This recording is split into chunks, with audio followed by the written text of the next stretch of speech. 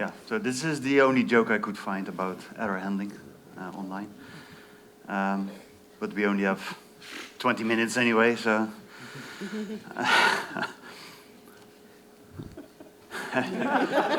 Everybody got that?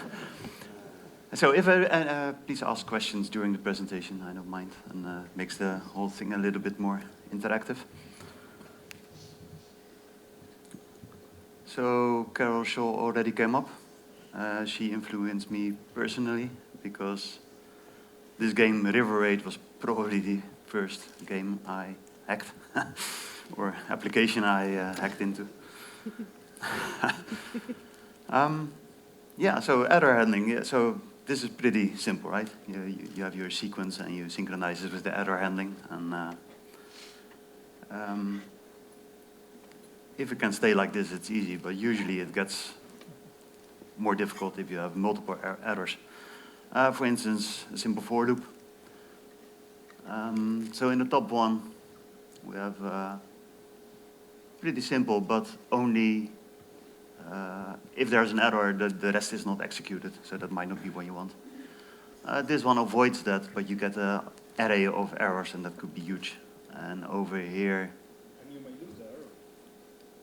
You could lose the error if somebody made a bad VI or a bad behaving VI. Hmm? Or if there is an empty array. Yes, that's a good point. If this is an empty array, you lose the error that's here and don't get any error in there. Yeah, that's true. Yeah, good point. So this is a little bit more complex, but all of these three examples, they only show the first error here. So if there is an error in any of these, it will only show the first one.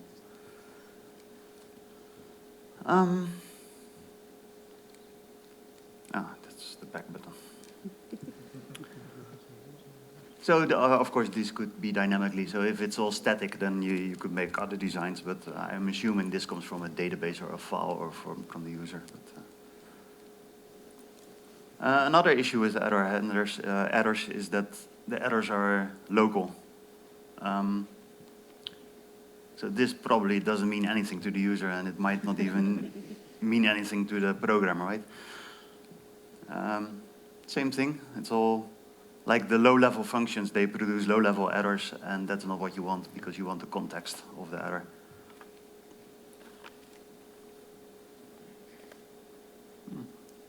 So in any of these situations, those errors won't be any help at all. I don't get my notes of the sheets over there, but I hope I remember them all.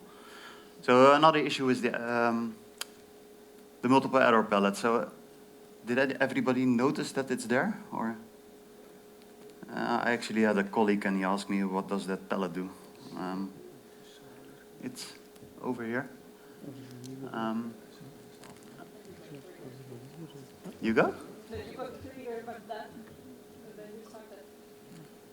Yeah, I actually I had to ask online if somebody knew how to use them, because it's not, even if you know that the VIs are there, it's not trivial what they do, or how to use them. Yeah, so. Okay, yeah, well, that's an option. But you know how they work? Okay.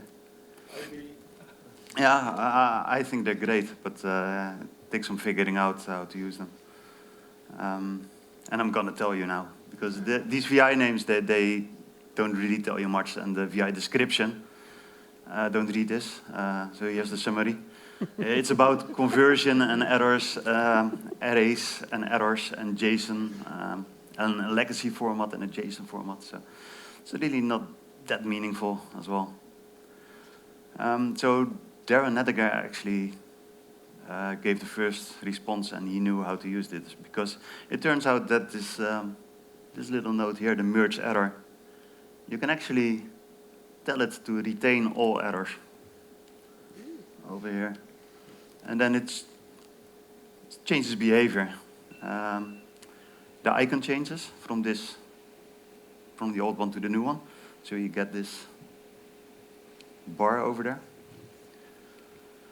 And the behavior changes because now you don't get only the first error, you actually get the JSON string or almost a JSON string that contains both errors. So it's not a JSON string because there's a header that doesn't make it, that makes it invalid JSON. But I think, I'm not sure, but James will know. But that's not valid JSON, right? After the header, it is valid JSON. Yeah. So that's a good choice. I mean, and then the VI starts making sense. You have this one that converts multiple errors to an array of single errors, and you can convert the JSON errors to traditional errors. You'll lose the, well, we get there. It's still tricky because if you use it exactly like this and you only switch this one, what could be the problem?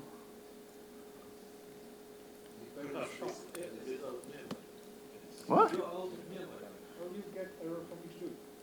Yeah. So if this one has an error and you have 50 elements here, you get 51 errors over here, right? Because this error goes in and goes there and is merged, so you get 51 errors. Yeah. So it's tricky, but you can put a case on there or here. Yeah. But it's still very nice because now you get an error from each module that gives an error, right? And then we have the second line of VIs in the palette, and those are all for attributes. And they are much clearer once you know about the merge error feature.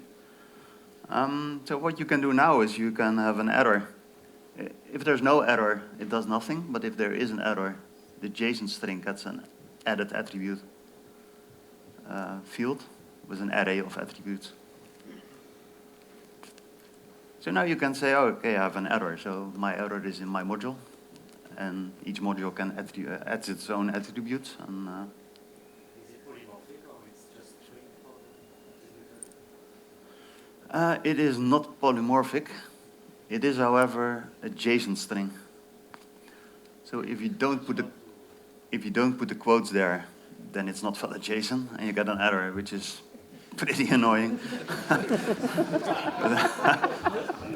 we'll get there.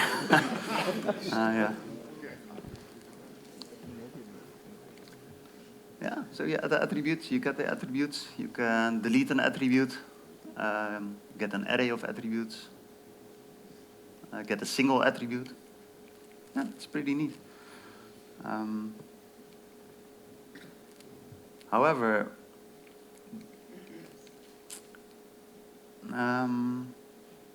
yeah, so you can attribute each module individually or each error. So if you split it up, you get here the first and there the second attribute. It's pretty much what you would expect, except that if you do it like this, it will attribute the first error, which is quite annoying as well.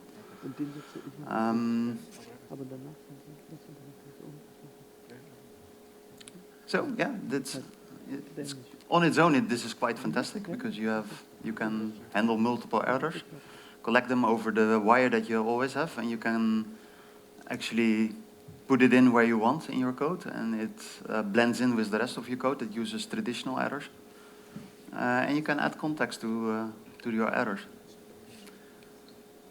And it's all open. So the VIs is open, the format is open. Yeah, so you can do your own stuff with it. So I made a little library to make it a little bit more convenient. I will describe this one and this one. Because of course I made a VI that does accept a string, because I almost always want to have a string. The default is quoted because it is a string, which is a bit confusing, but you can enter a string and then it will add a string as an attribute. And also it has a enum that specifies if you want to attribute the last error or the first error or all the errors that are in there.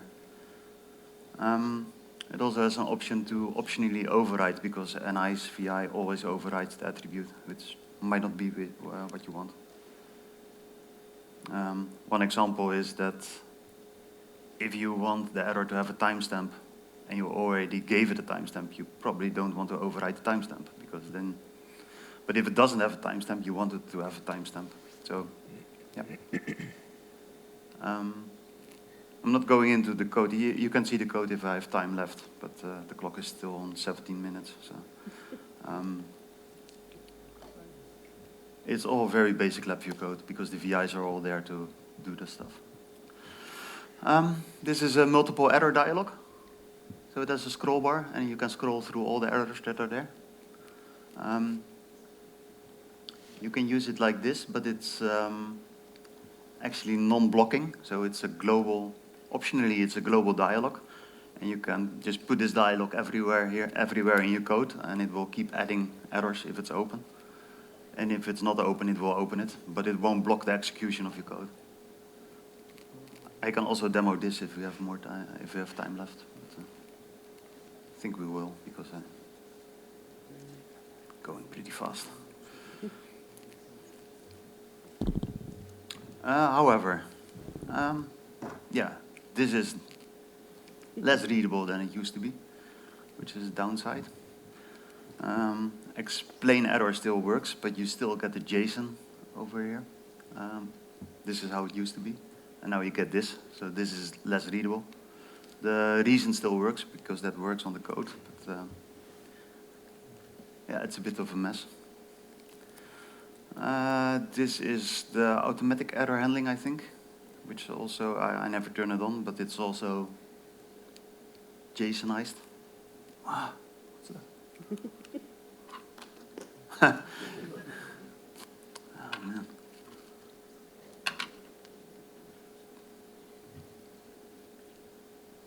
Okay. Don't press that button. Why is it there? Yeah, so you go from this to this, which maybe a step back. But these could all be improved. Like if NI does a fix, so all these dialogues support multiple errors, then that's great. Performance is a thing because the VIs that NI provides. This is silly because this VI does exactly the same as this VI. But inside, this is really like the opposite of performance. It does this. The error is not needed. The test is not needed because if it's not a JSON error, then it becomes a JSON error. And if it is a JSON error, this does nothing. So the whole VI is redundant. But this VI actually does a lot of string processing, but only the Boolean is used, and the Boolean comes from this VI. So why not use that VI in the first place? And in that VI you have comparison, and it compares two headers. So why are there two headers? If you look inside, you can switch between the single and the multiple error. The VI contains this, so there are two headers. And then once you dig into that a bit, you notice that you have either 0 errors or 1 error, or this one supports 0 to n errors. So this one is completely redundant. It's just, why would you, if you have an array and it can be an empty array or a one-element array, why would you have a one element as a function? It just complicates the everything a lot. Yeah. It's silly. But even if you don't use the VIs, but just this function, you are potentially pumping around strings and doing a lot of string manipulation. So you won't break speed records if you use it a lot, but it's well worth it, if you ask me. So, conclusion, yeah. It's multiple errors, context details.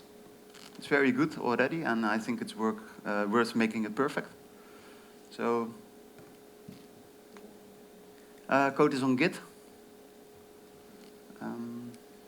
Yeah, any questions? Not a single question, was it? Yeah, right. So your library that Now I know why everybody stands like this. The class you have made, it acts only on the error cluster itself, or does it store something in the class data? Because No. Something what I've seen there is that we are going to put attribute, but attribute can only be an existing error on the wire. Attribute is not actually the attribute of the error wire. No, all the information is in the string field of the error. Yeah. So if there's nothing in the string field, nothing gets added. You won't get an attribute. Thank you. Yeah. Which LabVIEW version it appeared at? Yeah, that's a good question. It was not in 19 and it is in 20. 20. And I think in the first service pack already, yeah. One thing is, it also works with warnings. So if you have a warning, you don't get an error, but you do get the JSON string, only the status is false. But, yeah, thanks. You mentioned in the beginning that errors are typically local. And in general, I tend to, when an error appears, it's, as you said, local, so either handle it there, or then I pass it out, and then the caller should probably, well, if it can handle it, then the caller maybe take care of the error. But in most cases, there is something that we can't control that has happened, and then we don't want to do what we were supposed to do. mm-hmm. So I'm just trying to fit in what does this, because it probably is going to cascade and create follow-up errors if we use the multiple errors. So what is really the reason to catch all these cascading errors? Because the root cause is the interesting thing. Well, for instance, everybody heard that? I don't have to repeat it, right?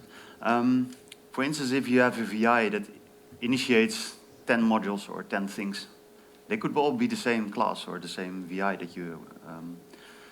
So what I do is each module, you can, for instance, attribute with its number or its origin or its name or whatever. And then you get 10 errors with the name of the module that created the error instead of file not found. In the call chain, even the call chain doesn't mean anything if you call the same call chain 10 times. So yeah, for reporting to the user or even to the programmer, that's great because you know the error is in that VI, it's that error, and that module created the error. But you can go further, and on a higher level you can say, I want to attribute all of the errors that are there with the file that created the error, for instance. Yeah, you can basically attribute it with all the information you want. I'm not sure if that answered the question. It doesn't fix handling the error. I mean, you still have to do something with the error. Yeah, no, it clarifies. Yeah, I think so. In my case, I would probably not rely on the LabVIEW parsing a lot of stuff into strings in the error clusters. I would instead have the handling taking the errors and then clearing them off if I can do other stuff. But yeah, you need to handle it locally, I guess. You can do that. You can handle it, but you have to have a centralized error handler or something. Yeah, sure. And that's like a step beyond what yeah. this can do with putting string information. But even if you have a centralized error handling, at some point you cannot say at the lowest level I'm starting to pass errors to the centralized error handler. Why do you want to have it somewhat at a modular level? I think. Like you have a sequence of stuff, and then at the end of the sequence you pass it to the centralized error handler. Yeah, sure. So you pass out what you can't handle locally, but what you can handle locally you try. Or But even if you pass the errors to a centralized error handler, you can attribute them with the local information, and it would still make sense. yeah, I agree. That makes a lot of sense. Can you show the demo? A demo, yeah. I hope my pen is working.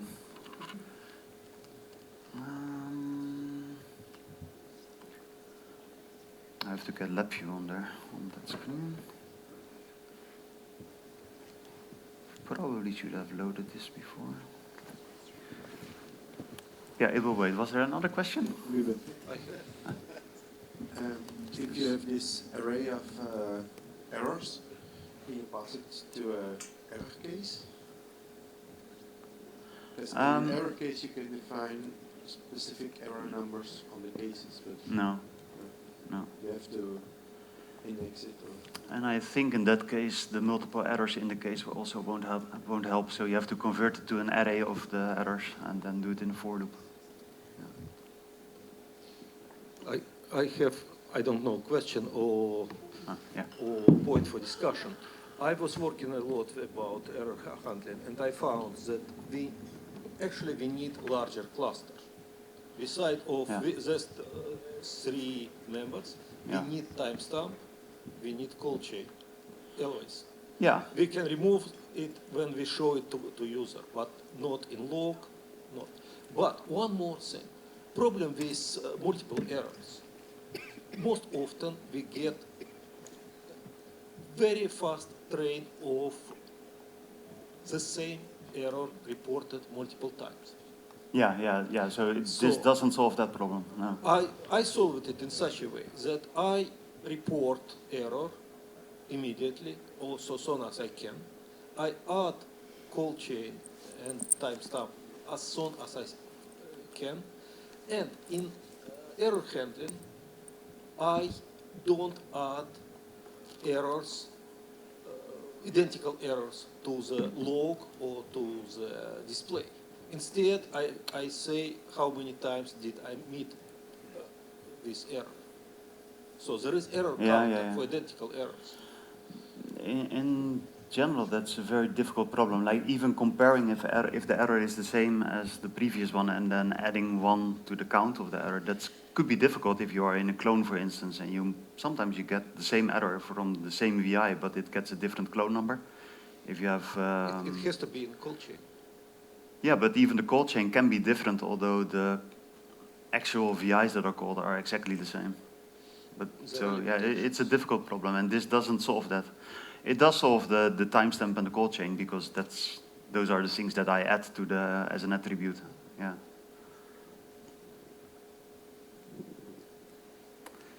A bit of a random question while you're loading it up. I just noticed you're using a graphics tablet. Do you tend to use that in LabVIEW, or is it just presentation? Yeah, no, I use a tablet, a Wacom tablet, for my LabVIEW programming. So with right-click, do you have like a button or something? It has one button that I use for a right click and the other button for a double click.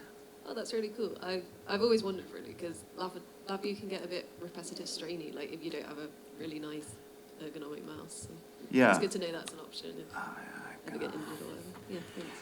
Yeah, I am a lefty, so I use the left mouse, and then I got RSI, so I use the mouse on the right, and then I started getting RSI on my right arm, so I start using a tablet with my left hand because I'm a lefty, and then I started doing it with my right hand, and now I'm better with it.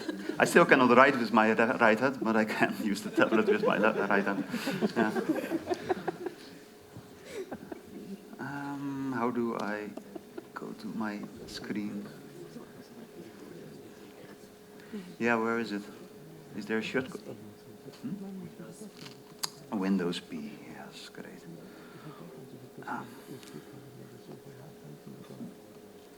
Duplicate, yes. Thanks.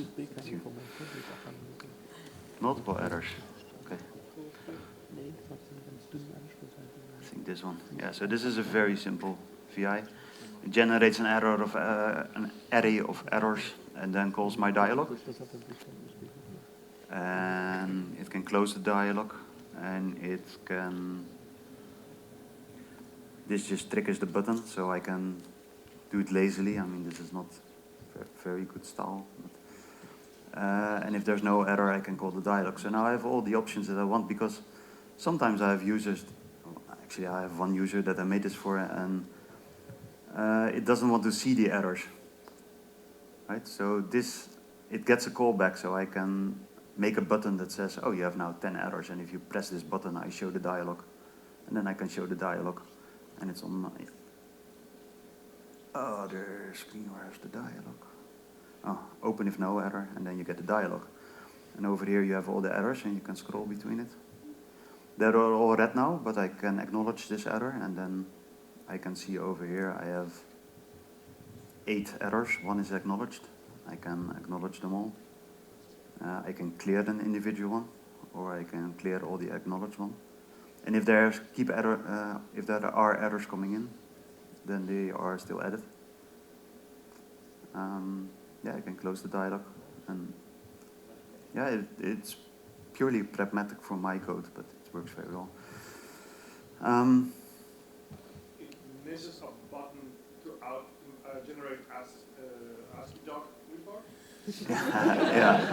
Yeah. It does have export, actually. It can export to a file or a clipboard, but not to. No. I just saw the presentation. I mean, I was working on it, but.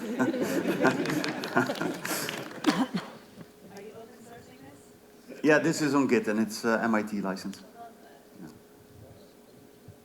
It's very simple, really. It's in the VI, this adds the call chain. If it's not there, so it doesn't replace the call chain. Because the call chain where you generate the error could be more specific than where you call this dialog. You can call it statically, and if you call it statically, you just get the VI and it blocks your code execution. But if you call it dynamically, it reuses a reference that it creates, so you always get the same dialog and errors get added to the same dialog. And the dialog itself is basically an event structure with handling of the menu items, for instance. Acknowledge all, it just switches the Boolean, and acknowledge switches one Boolean. Clear all clears the arrays. Yeah, it's really simple. This one is a bit trickier because it also handles all it does the explanation of the error that LabVIEW uses, the dialog, but that includes bold and italic tags. So you have to work on that a little bit to make that work. So you can have an error with a bold text or an italic text, and it will show up the same as the simple error dialogs or the other dialogs from NI.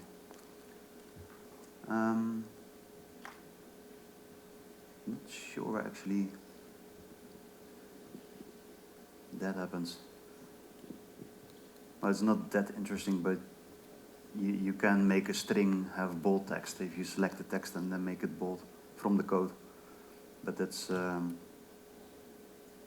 topic. But, yeah, I can show. For instance, this VI, it's really simple because all you have to do is use the VIs that NI provides, and you can convert the error to an array of errors and then do anything what you want on the individual JSON error, like add an attribute. Here I have my own test to see if it's an encoded string. I just check if it begins with JSON error. This one, yeah, I usually don't make type defs anymore, especially, I mean, this is first, last, and all, yeah. I don't think so, yeah, so maybe there's a none. You could have a none option sometimes. It's nice to make a VI do nothing. But then you add it as last and it still works with the old enum.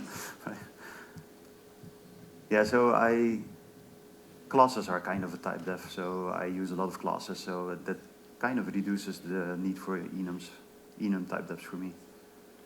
Especially cluster type defs, I don't use them at all anymore. Hardly at all.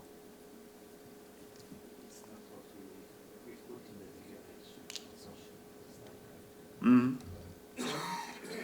But it's not something I don't use type defs because I don't want to use type defs. I find that I don't require type defs anymore of clusters.